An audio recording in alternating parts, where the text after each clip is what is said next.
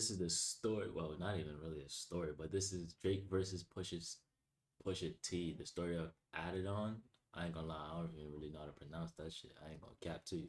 But we're gonna get straight into this video. Oh, let me see. Drake is one of the biggest artists of all time, and he's not afraid of beefing with other rappers. The whole world went crazy after he went for Meek Mill's neck back in 2015. But when Drake started beefing with Pusha T, the situation... Yo, I ain't gonna lie, he did turn Meek into like Martin Luther King. Like that nigga Meek was on some preaching shit until he dropped that. I forgot which tape it was. I think it had 100 Summers on it, and that's when he switched over once people started fucking with him again. I ain't gonna lie, that was a crazy ever. Situation got so wild that some OGs in the game allegedly had to step in so nobody got killed. I think here's what went down. A lot of hip-hop fans think the Drake and Pusha beef started around 2012, but the situation actually goes all the way back to 2002. Back then, Pusha and his brother No Malice was a duo who went by Clips, and a lot of their production was handled by Pharrell Williams and Chad Hugo, aka the Neptunes. Birdman featured Clips on his track, What Happened to That Boy, and the Neptunes produced it. There was some money issues between Birdman and the Neptunes, and Pharrell never worked with Cash Money again. 4 years later, Lil Wayne allegedly asked Pharrell for some clothes from his Billionaire Boys Club brand, but Pharrell shut it down. Pharrell and Clips was also known for rocking Bape before anyone else in the game, so after Wayne wore Bape on the cover of Vibe magazine and rocked Billionaire Boys Club merch in the video for his track Hustle Music, Clips dropped the track Mr. Me Too and called out dudes copying their style. Wayne clapped back in the interview with Complex. He talked about Pharrell and said, "That nigga wore Babes and y'all thought he was weird. I wore it and y'all thought it was hot." Pusha and Wayne sent shots back and forth, but it was never nothing too serious. In 2011, Drake dropped the track Dreams Money Can Buy and allegedly took shots at Pusha with the lines, "And I feel like lately it went from top 5 to remaining 5. My favorite rappers either lost it or they ain't alive." Drake has talked about being a Clips fan back in the day, so a lot of fans thought this bar was aimed at Pusha. Pusha responded by using the Dreams Money Can Buy beat on his track Don't F With Me. One bar says, "Rappers on their sophomores acting like they boss lords." And fans linked it to Drake since he had just dropped his sophomore album. Then, Pusha allegedly sent more shots on the track Exodus 23:1, where he said, "Contracts all f***ed up. I guess that means you all f***ed up. You signed to one nigga that signed to another nigga that signed to 3 niggas. Now that's bad luck." Drake was signed to Lil Wayne's Young Money label under Birdman's Cash Money label, which is under Universal Records. So a lot of fans thought the line was aimed at him. It could have been a shot at Wayne too, since his contract was just as complicated. Pusha said the bar wasn't about Wayne or YMCMB, but after the track dropped, Wayne tweeted, "Pusha T and anybody that love him." For the next few years, Pusha and Drake allegedly sent some sneak disses at each other, but nothing too wild. Then in 2016, the beef really started heating up. Pusha called out Drake for using ghostwriters on the track HGTV with the line, "It's too far gone when the realest ain't real. I walk amongst the clouds, so your ceilings ain't real. These Call of Duty, cause their killings ain't real. With the questionable pen, so the feeling ain't real." Drake clapped back on Two Birds, One Stone and said Pusha wasn't really pushing weight like he raps about. He said, "But really it's you with all the drug dealer stories. That's gotta stop though. You made a couple chops, now you think you Chapo." Pusha waited a couple years to respond, but he came back heavy on the track Infrared. He aired Drake out again for allegedly hiring Quentin Miller to write his verse on the track Rico back in 2015, rapping, "The gang's his beats is banging, your hooks did it, the lyric penning equal to Trump's winning. The question is how the Russians did it. It was written like Nas, but it came from Quentin." Drake clapped back less than 24 hours later. He decided to take the situation to the next level on Duppy Freestyle. He sent shots at Kanye, then went after Pusha with, "Must have had your infrared wrong, now you're head in the beam. Y'all are the spitting image of whatever jealousy breeds. Don't push me when I'm in album mode. You're not even top 5 as far as your label talent goes." He also challenged Pusha's street cred again with, "Man, you might have sold to college kids for Nike and Mercedes, but you act like you sold drugs for Escobar in the 80s.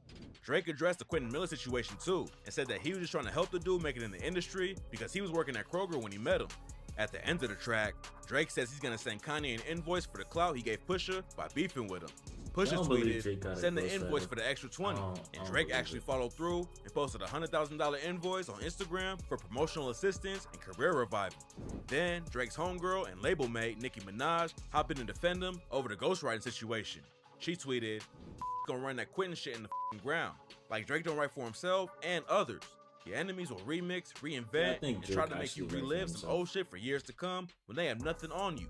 Knock it off. Challenging the chosen ones only awakens the sleeping giant. Duppy Freestyle was a tough diss track, and a lot of fans were already saying Drake won. But what happened next shocked the whole world and made this beef legendary. On May 29th, 2018, Pusha dropped The Story of Adidon. The artwork was a picture from 2008 of Drake wearing blackface, which would have been a bomb all by itself. But Pusha really went for the kill with the lyrics. He started off the track by going after Drake's mom Sandy and his dad with the bar, "You mentioned wedding ring like it's a bad thing. Your father walked away at 5. Hell of a dad thing. Marriage is something that Sandy never had, Drake. How you a winner, but she keep coming in last place." There was a lot of things fans thought Pusha would talk about on the track, but nobody expected what came next. It's hard to keep secrets when you as famous as Drake, but Pusha dropped a bomb and broke the news that Drake had a son with an ex-porn star named Sophie Brousseau that he was hiding. Which I feel, I think that's too far. Like, I think that's too far mentioning kids, or like, nah. I think it's like all bets off when you battle rapping. From the world. He said, "You were hiding a child. Let that boy come home. Deadbeat motherfucker. Playing border patrol. Keeping your child out of the spotlight ain't a bad thing." But Pusha says Drake was just waiting to announce his son at the same time as his new Adidas line launched. After the track dropped, Pusha went on The Breakfast Club and said that Drake was gonna name the line Adidon after his son Adonis. Pusha ended the track by going after Drake's homie and producer OVO 40 with the lines, "OVO 40 hunched over like he 80. Tick, tick, tick. How much time he got? That man is 666. I got the devil flow. 666. Surgical summer with it. Snip, snip, snip." 40 was diagnosed with a condition called multiple sclerosis that causes numbness, tremors, and bad posture. And Pusha proved that nobody was safe with these bars. Yeah, Drake's Duppy Freestyle was hard, but after the story of Adidon dropped, it was like a bomb went off. Fans was waiting for Drake to respond, but instead, he up on Instagram to talk about the blackface picture. He wrote a long message about how the picture was from when he was an actor, and it was supposed to represent how African Americans were once wrongfully portrayed in entertainment, and to highlight and raise our frustrations with not always getting a fair chance in the industry. Fans was worried, since the beef was so personal, someone could end up getting killed. But the CEO of Rap-A-Lot Records, Jay Prince, said he called Drake to end the situation before it got worse. He told DTLR Radio, "I made an OG call to Drake this morning, telling him, I don't want you to respond to this. We're gonna put this to bed. We're gonna put this to bed because we can't get into the pig pen with pigs. Because pigs turn into hogs, and hogs get slaughtered." Drake ain't drop another diss, but he allegedly put out a 100K bounty for any info he could use against Pusha. Rumors was flying that Kanye is the one who told Pusha about Drake's son, but Pusha went on Joe Budden's podcast and broke the news that the info came from inside Drake's camp. He said, 40's sleeping with a woman. He talks to her daily, 5-6 hours a day. And ultimately, he speaks about how he's disgruntled about certain things, notoriety, and things involving Drake and his career, and so on and so forth. With all that came the fact that Drake has a child.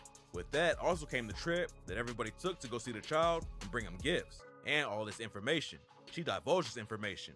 After the story of Adidon, beef cooled off. Then, in April 2022, a Jack Harlow song leaked where Drake allegedly sent shots at Pusha. One of Drake's lines on the track says, "All I hear is plug talk coming from middlemen. All I hear is tall tales coming from little men. If I see you, I spit in your faces. Daytonas with the green faces." Fans started going crazy because they thought the beef was back on. But Pusha went on The Breakfast Club and said it sounded like an old verse and that it wasn't worth responding to. He said, then it's like, even what is the consider? Like, the shots. It's like, bro, after what I've done, like the middleman talk and all that type of talk, that's not scathing for me. I'm here to like burn down everything. After Kanye and Drake squashed their beef, rumors started going around that Pusha was cool with Drake too. But Pusha told The Breakfast Club, "I felt like it was good for them. I feel like that's gonna work for them and what they do. I really don't stand anything to gain from squashing anything. They play an industry game. I'm not entertaining it, but there's nothing I want from the situation. I don't want to do a record. I don't want to do none of that. For now, it looks like the beef is basically dead, but Pusha still ain't trying to link up and be homies with Drake. If something happens and they double back, Pusha says he's ready for anybody, anytime. He told The Breakfast Club, "I got a file of just fire for whatever. That's for everything. That's for the world. There's a file cabinet full of death." Yeah, that's crazy. I feel like he took it too far with the whole kid situation and everything else. But I'm going to catch you on the next videos. Thank you if you stayed to the end.